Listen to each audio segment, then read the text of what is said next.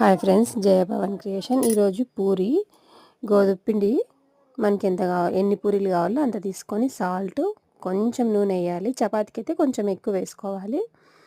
ఇది అంతా కలిపేసుకోవాలి. అలా పిండిలాగా అయిపోవాలి. ఉంటలు అస్సలు ఉండకూడదు. బాగా కలిపేసుకోండి. పూరి సాఫ్ట్గా వస్తుంది.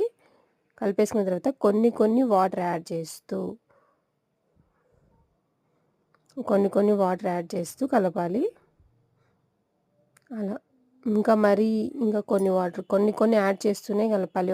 కొందరు అన్నీ పోసేసి స్పీడ్గా అస్సలు పోయకూడదు. చపాతీకి కానీ పూరికి కానీ, ఎందుకంటే ఇలా సాఫ్ట్గా రావు, అది ఒక పొంగవు.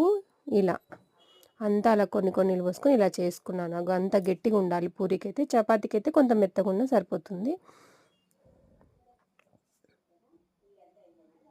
అలా బాగా కొట్టుకొని మెత్తగా చేసుకోవాలి. నెక్స్ట్ వీడియోలో చూద్దాము ఇంకా మిగతాది.